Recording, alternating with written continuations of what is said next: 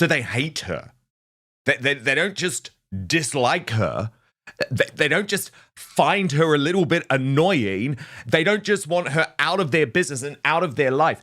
They hate her. Alison Boshoff, the editor-at-large for the Daily Mail, just dropped one of the most detailed reports yet about the growing hostility Meghan Markle is allegedly facing inside America's elite celebrity circles. The article, published over the weekend, lays out names, connections, and behind-the-scenes tension that has reportedly been building for years across some of the most powerful people in entertainment and media.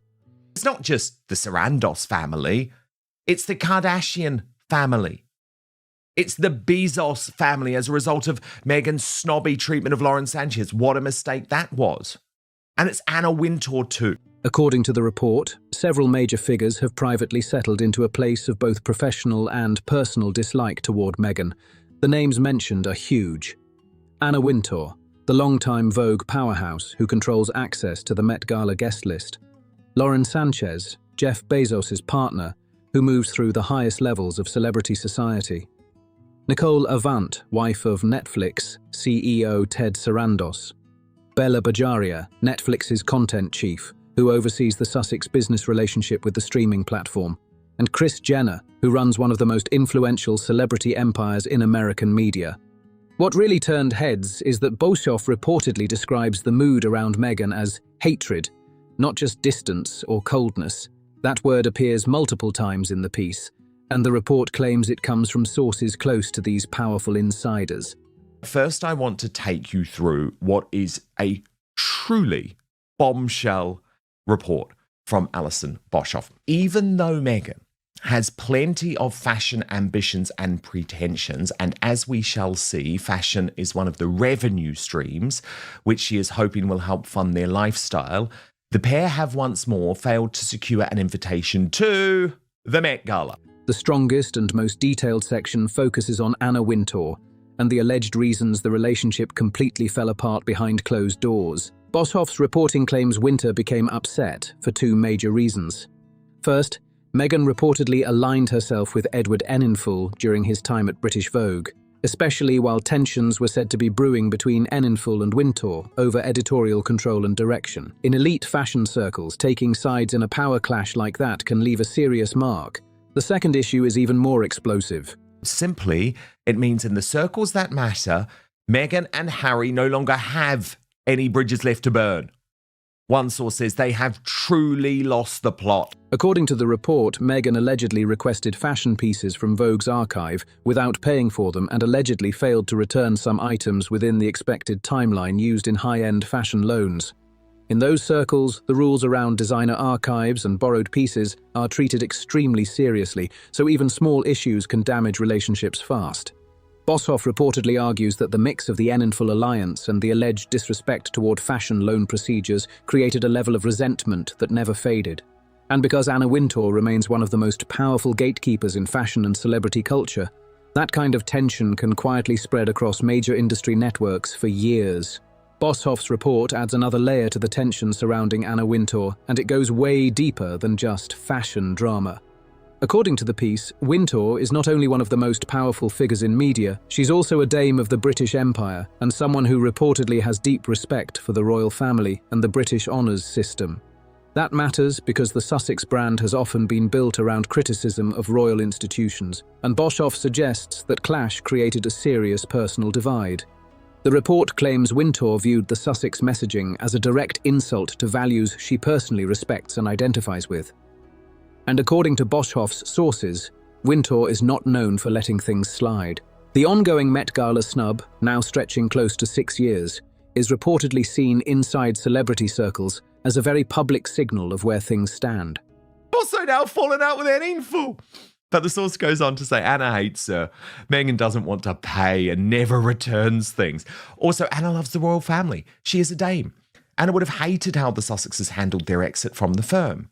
Worryingly for Meghan, the famously icy Wintour apparently never forgives or forgets. So even though Meghan's friendship with Enninful is also at an end for reasons which are still unclear, there seems to be no way for Meghan to return to Anna's good graces. In elite media spaces, access matters, And Boshoff's reporting suggests there was never room for both positions to peacefully exist at the same time. On one side, Wintour reportedly values British honours and royal recognition. On the other, the Sussex media narrative has often questioned the importance and fairness of those same institutions. According to the article, that disconnect made the fallout almost impossible to repair from the start. Then comes the Lauren Sanchez angle, and this part gets even more tense.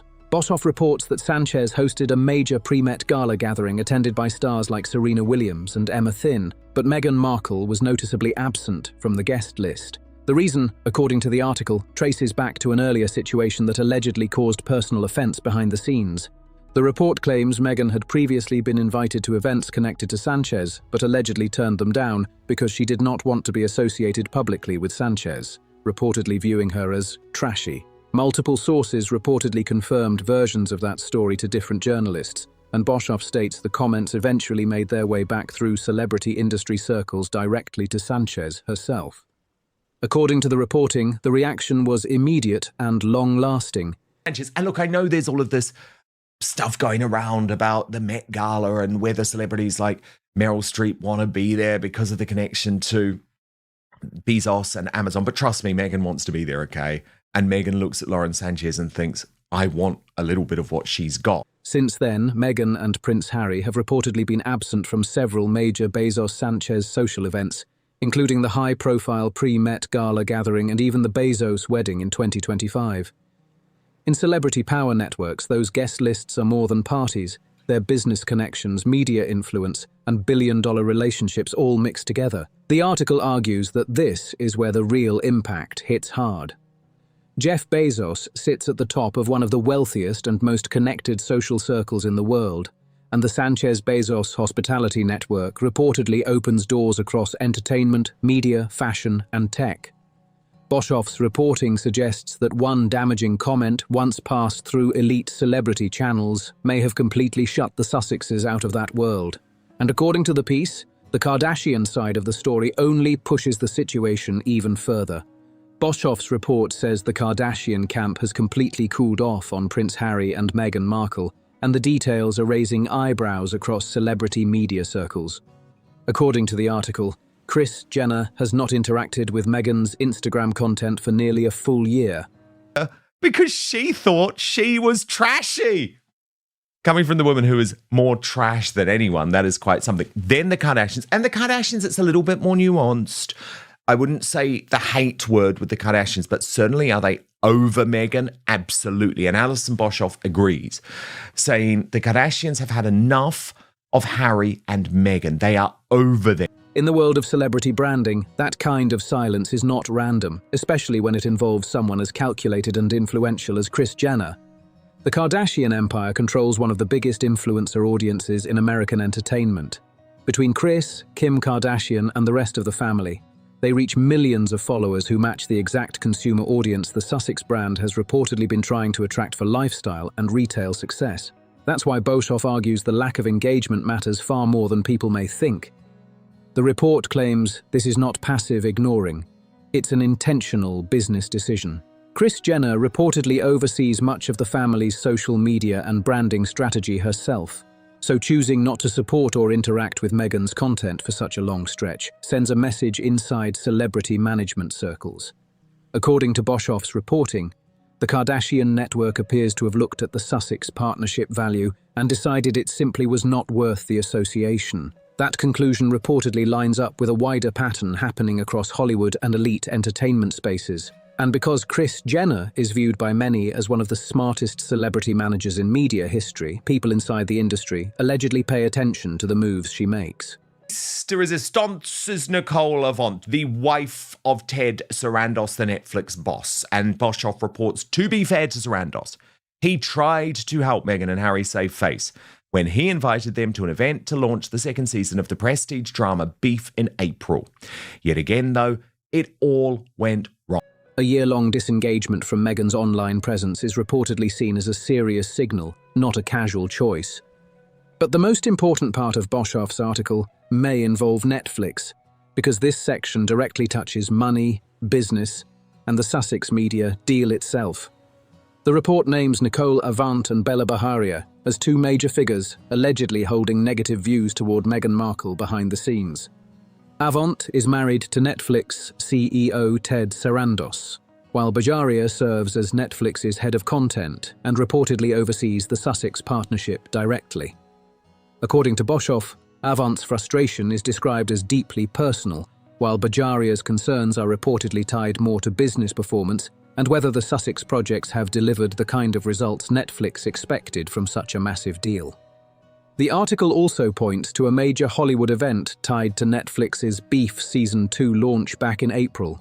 Boshoff describes the gathering, hosted by Ted Sarandos at his own home, as an effort to help Harry and Meghan maintain visibility and celebrity connections within the entertainment industry.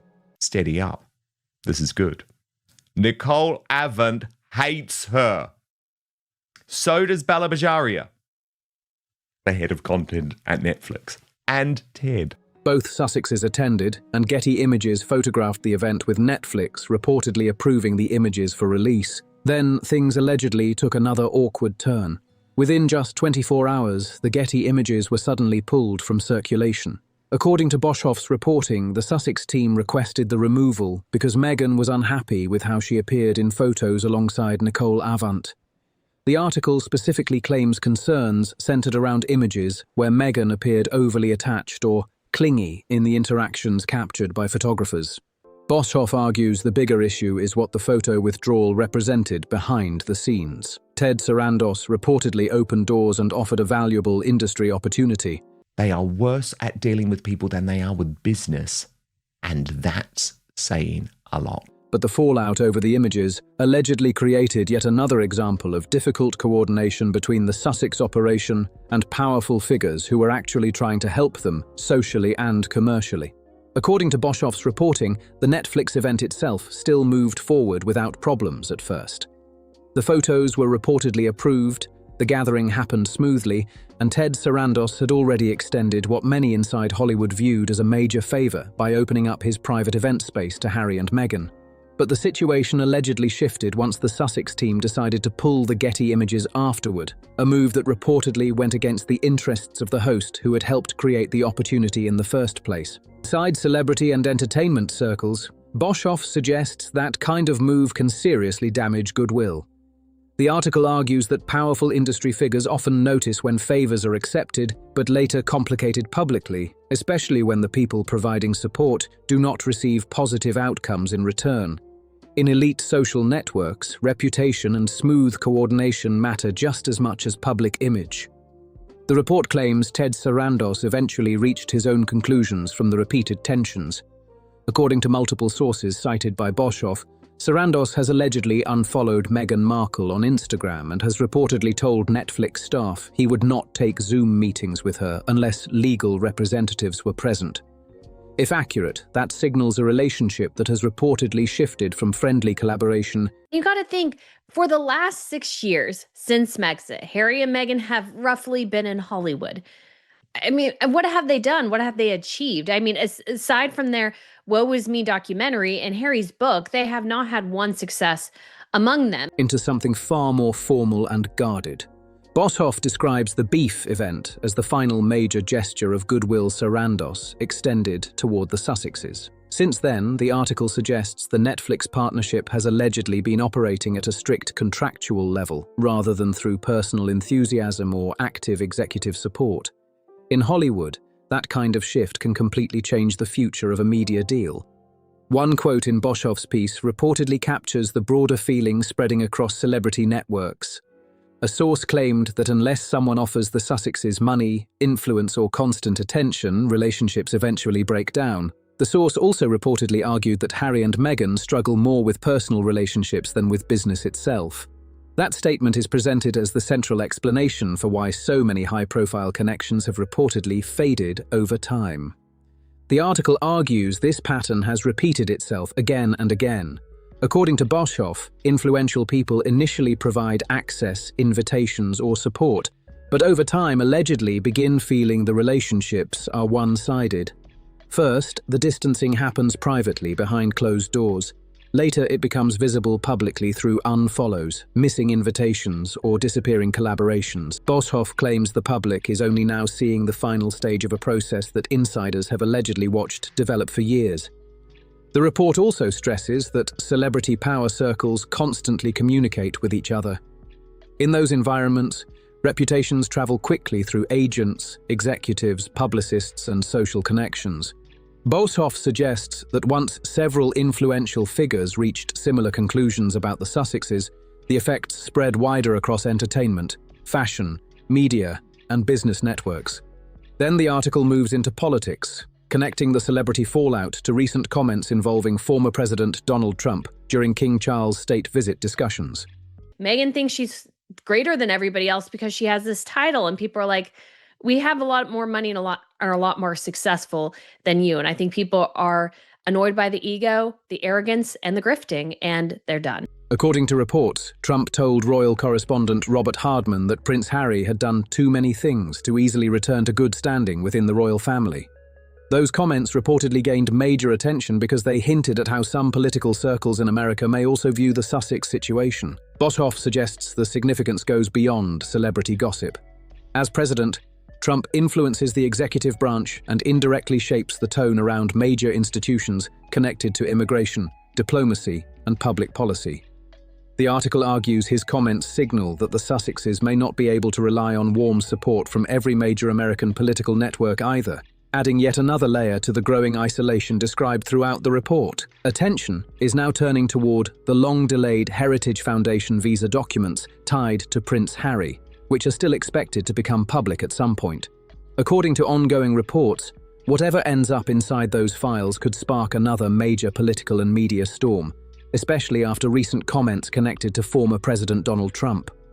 The article argues that any future response from officials may be influenced by the tone Trump has already publicly set, and right now, that tone does not appear especially supportive of the Sussexes. At the same time, a completely different royal story exploded into headlines this week, and the contrast could not be sharper.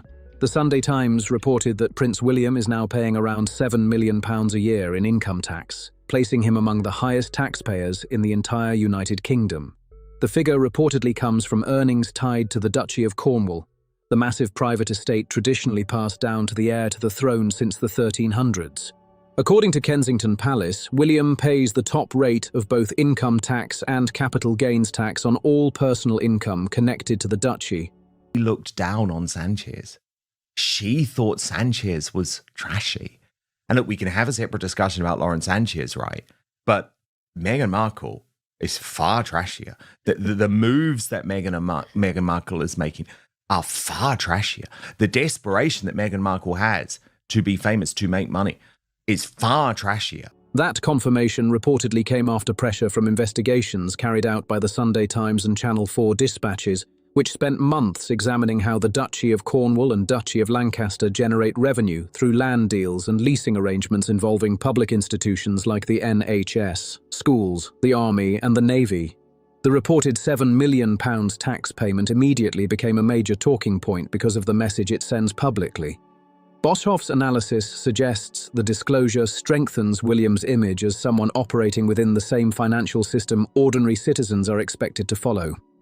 The report also notes that, historically, royal heirs had more flexibility in how income could be structured, making the decision to reportedly pay the top rate stand out even more in the current climate.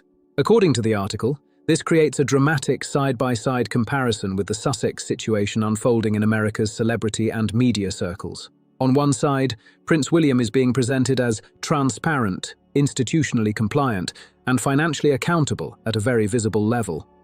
On the other side, Boshoff's reporting describes Harry and Meghan facing increasing rejection from influential entertainment and celebrity figures who allegedly view their relationships as one-sided or difficult to maintain over time.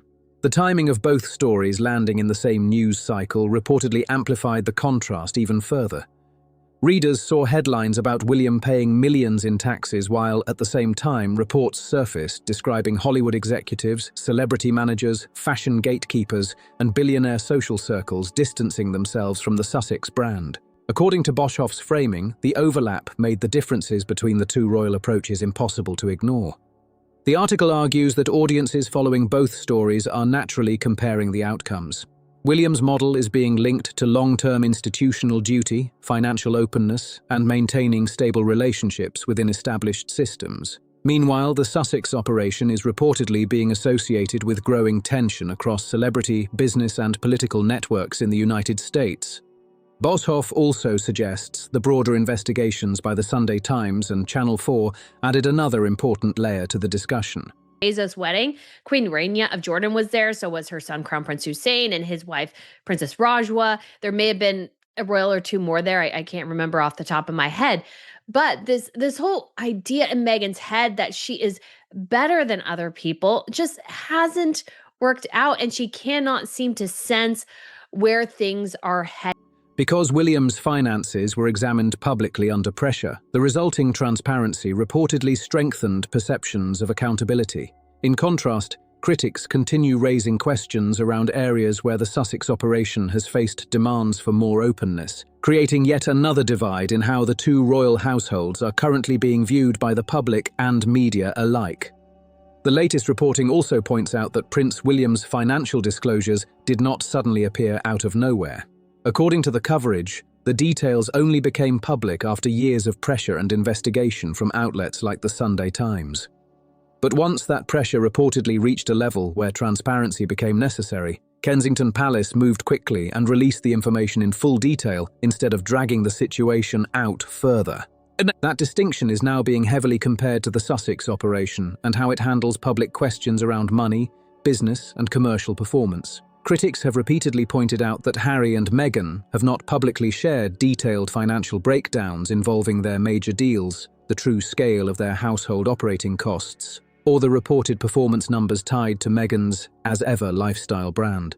According to Boshoff's broader argument, that lack of transparency creates room for carefully managed public messaging that may present a stronger picture than full financial disclosures would reveal.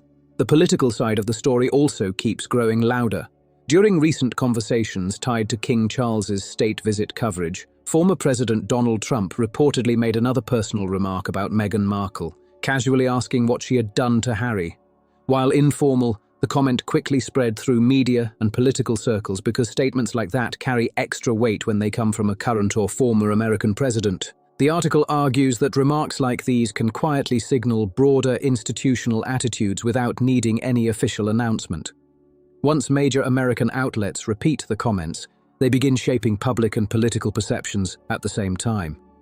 Boshoff suggests the Sussexes are now operating in a much different environment than they were during earlier years, when parts of the American establishment appeared more openly supportive. According to the report, that shift may end up influencing several future issues tied to the couple, including the Heritage Foundation visa controversy, ongoing legal disputes, and the general administrative climate surrounding their public image in the United States. The argument is not that one comment changes everything overnight, but that it reinforces a larger pattern already forming across politics, media, and entertainment.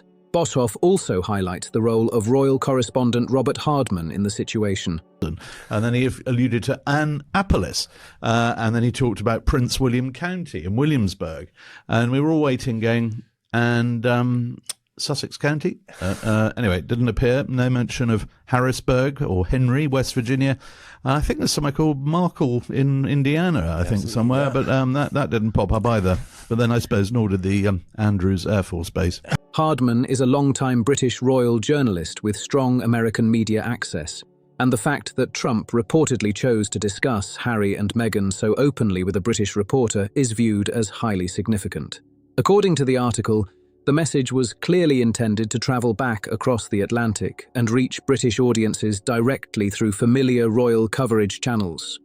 The report suggests the communication served two audiences at once. First, the British public following royal affairs closely. Second, Harry and Meghan themselves. Because the comments came through such a public and politically powerful source, Boshoff argues there was very little room for the Sussexes to effectively push back without escalating the situation further.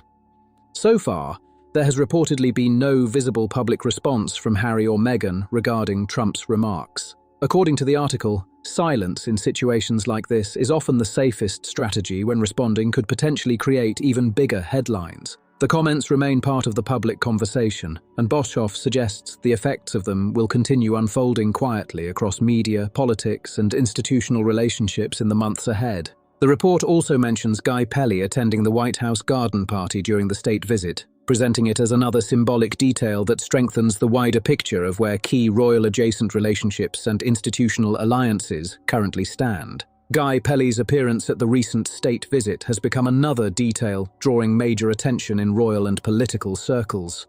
Pelly, one of Prince Harry's oldest friends, attended the event with his wife, while Harry and Meghan were nowhere to be seen.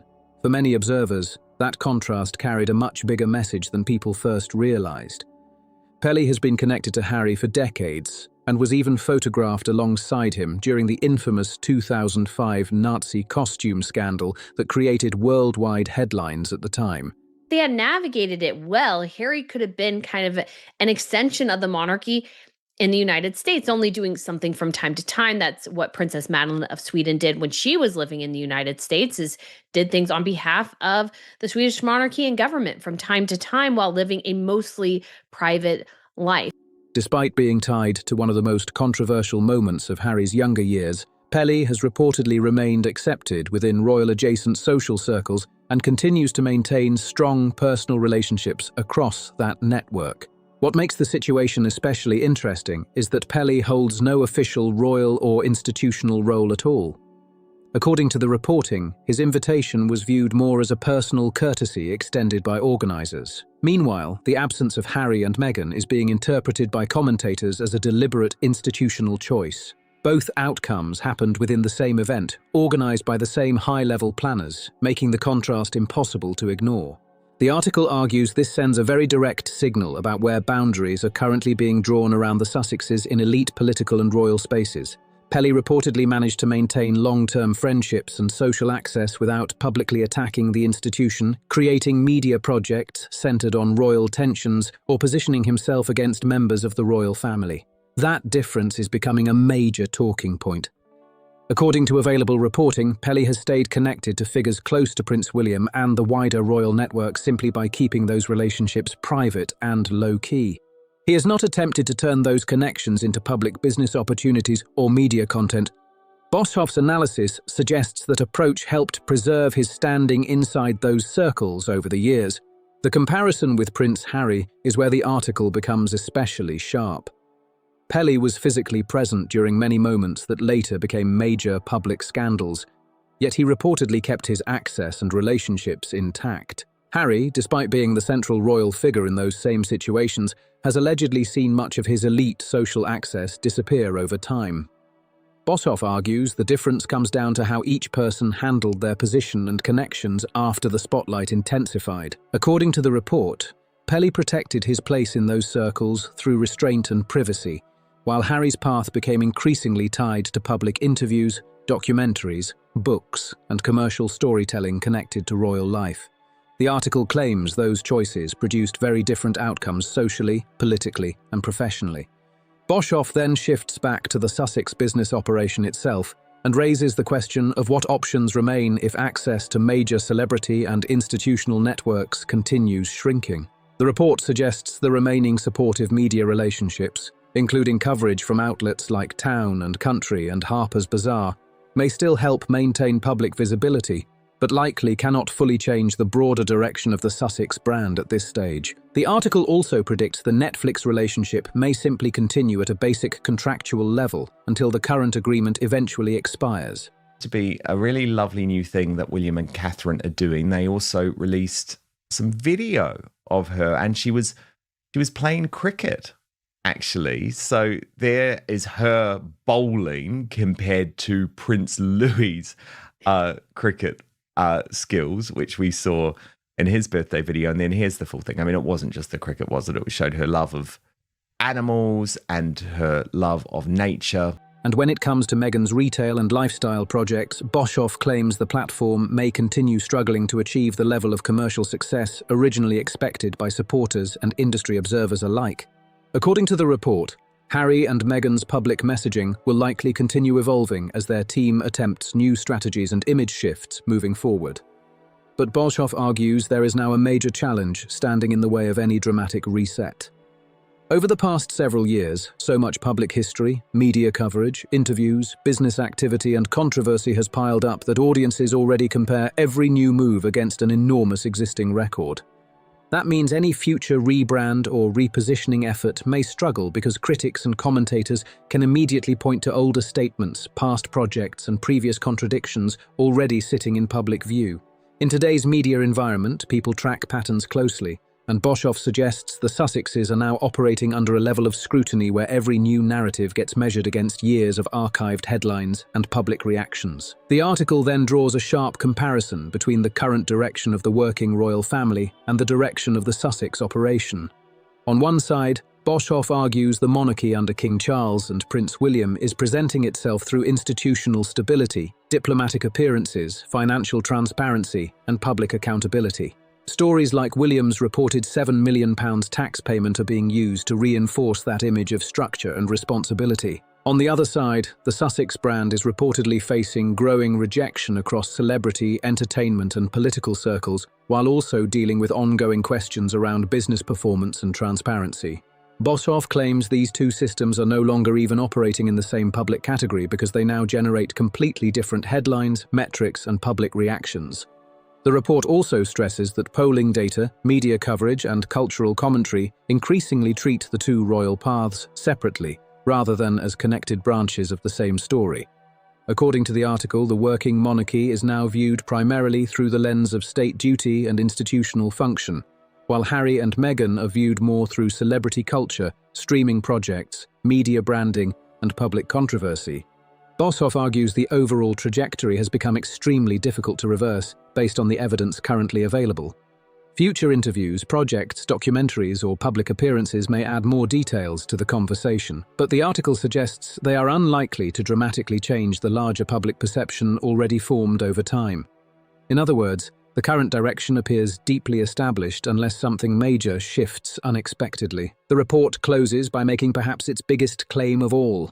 Boshoff argues that losing support across elite celebrity networks may ultimately become more damaging to the Sussex operation than any single interview. Special thing, obviously the Wales' kids have an enormous amount of privacy, but these little glimpses that we get are just so fun to see how she's grown from 1 to 11. And I can't wait to see her grow more and more into her role as a future Princess Royal. Can't wait to see maybe a joint engagement. Maybe one of the last Princess Anne does is with her and Princess Charlotte. I think that would be a lovely send-off, or maybe one of the first Charlotte does is with Princess Anne. I think that would be great to see the two of them together. Documentary or business decision made over the past 5 years. According to the article, access to powerful social and entertainment circles was the foundation that helped drive the Sussex commercial image in the first place. Now, Boshoff claims that access has reportedly faded across many of the people who once opened doors, created introductions, and amplified visibility. Harry and Meghan may still continue producing content and launching projects, but the article argues those efforts could reach smaller audiences over time because the high-level celebrity network that once helped carry their visibility is no longer operating in the same way behind the scenes. According to the analysis, the Sussex operation now appears to be trying to function inside a celebrity and institutional environment that no longer works the way it once did for them. But despite the growing pressure, the report suggests the strategy will likely continue until financial or reputational strain eventually reaches a point where a major reset becomes impossible to avoid. Right now, Boshoff argues there is no public evidence showing that moment has fully arrived yet. The article claims the current direction is already set, and future headlines, polling numbers, audience reactions, and industry responses will continue reflecting that trajectory over time. In Boshoff's view, the deeper issue is that the larger institutional landscape surrounding the royal family has now stabilized into a structure that public interviews, documentaries, podcasts, or media appearances are unlikely to dramatically change. What makes this situation especially powerful, according to the report, is that the shift did not come from one single enemy or one coordinated campaign. Instead, multiple influential people across fashion, entertainment, politics, streaming, celebrity culture, and royal institutions reportedly reached very similar conclusions independently of each other. Anna Wintour reportedly made her decision regarding Met Gala access. Lauren Sanchez reportedly made her own decision about elite celebrity guest lists. Kris Jenner allegedly made a business choice regarding social media engagement and public association. Nicole Avant and Bela Baharia reportedly formed their own views regarding the Netflix relationship and the Sussex commercial performance. Donald Trump publicly signalled his own position through recent comments tied to the royal conversation surrounding King Charles's visit. Even planners connected to major royal and state events reportedly made separate choices about who would and would not be included. Boshoff argues that this is what makes the situation so difficult to reverse. A lot of pressure on Prince William over recent months to reveal his tax affairs. And there was finally confirmation on the front page of the Sunday Times here in the UK yesterday that he has a £7 million income tax bill. And they say that he is now one of Britain's top taxpayers. These decisions were not presented as one organised effort. Instead, the article describes them as individual judgments made by separate power players who each control different forms of access, influence, publicity, or institutional legitimacy. And when enough people across separate industries quietly land in the same place, the effect becomes extremely hard to counter. According to the report, the result is a network that has effectively settled into a new normal regarding the Sussexes. That reality reportedly includes no Met Gala invitations, no inclusion in major Bezos-Sanchez social events, no Kardashian amplification machine boosting visibility online, and no warm executive-level Netflix relationship beyond contractual obligations. The article also points to the lack of White House social access and the absence of Sussex inclusion during major royal state visit moments in America as further evidence of the shift. Boshoff suggests that all of these individual developments combine into one larger message about where Harry and Meghan currently stand inside elite American and British institutional circles. And because the decisions are spread across different industries and personalities, there is no single relationship capable of suddenly fixing everything overnight. The report argues the Sussex operation still has not fully adjusted publicly to the limits this new reality creates. That means the next several months will likely bring even more attempts at repositioning, rebranding, media projects, and public appearances as the couple continues trying to navigate within those restrictions. But according to Boshoff's framing, every future move will now be judged against the already documented tensions, exclusions, and fractured relationships that have become part of the public conversation over the last few years. At this point, the story is no longer just about one controversy or one headline. It's about the bigger pattern that powerful industries, celebrity networks, political figures, and royal institutions appear to be signaling over time. And whether people agree or disagree with Boshoff's conclusions, the conversation surrounding Harry and Meghan clearly is not slowing down anytime soon. If you enjoyed this breakdown, make sure to like the video, subscribe to the channel, share this with others following the royal drama, and drop your thoughts in the comments below.